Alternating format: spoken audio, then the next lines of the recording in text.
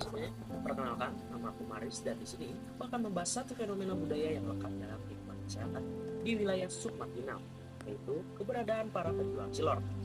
Meskipun tampak sederhana, cilor bukan hanya sekedar jajanan kaki lima, tapi juga mencerminkan sistem ekonomi tradisional dan pengetahuan lokal yang berakar kuat dalam kehidupan masyarakat. Seperti yang diketahui, makanan tradisional di Indonesia punya makna yang lebih besar dari pemenuhan gizi. Ia menjadi bagian dari identitas budaya, alat komunikasi sosial, dan strategi bertahan hidup di tengah keterbatasan.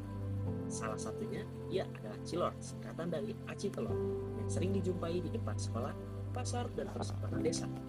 Dalam video kali ini, aku akan membawa teman-teman untuk melihat cilor bukan hanya sebagai makanan, tapi juga sebagai simbol ketahanan budaya masyarakat kecil yang sangat sederhana. Di balik gerobak yang sederhana ini, ada cerita tentang adaptasi, hubungan komunitas, dan nilai-nilai lokal yang terus dipertahankan meski dunia terus berubah.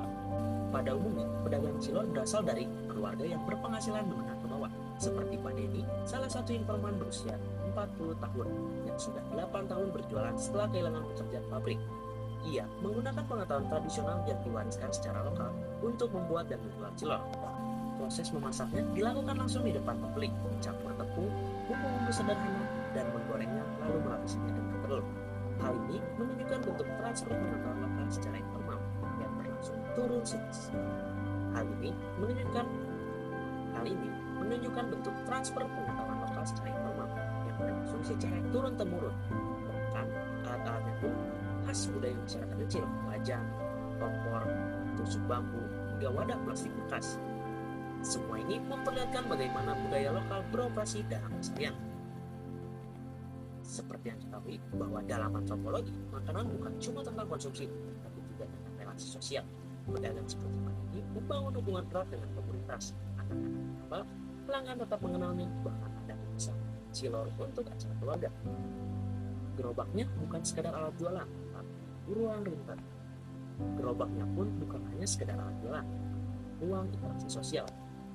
Pedagang cilor juga memainkan peran dalam ritme hidup desa, berjualan di pagi hari saat anak sekolah, siang di pasar, sore di lapangan.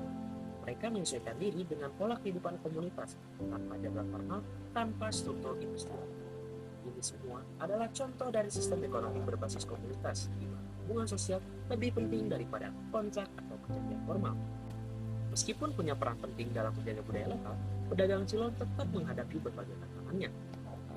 Harga bahan naik, cuaca yang tak menentu, hingga razia karena tak punya izin formal.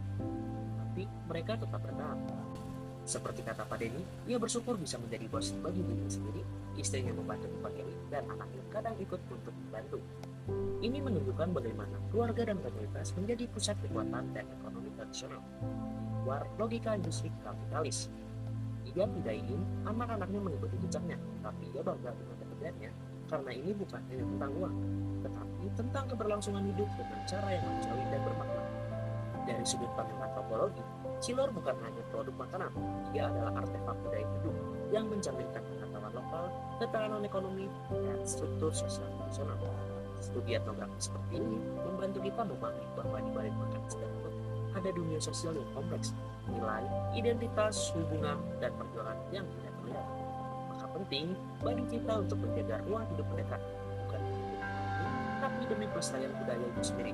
Karena setiap sosial mengandung cerita panjang tentang bagaimana masyarakat kecil bertahan dalam dunia yang terus berubah.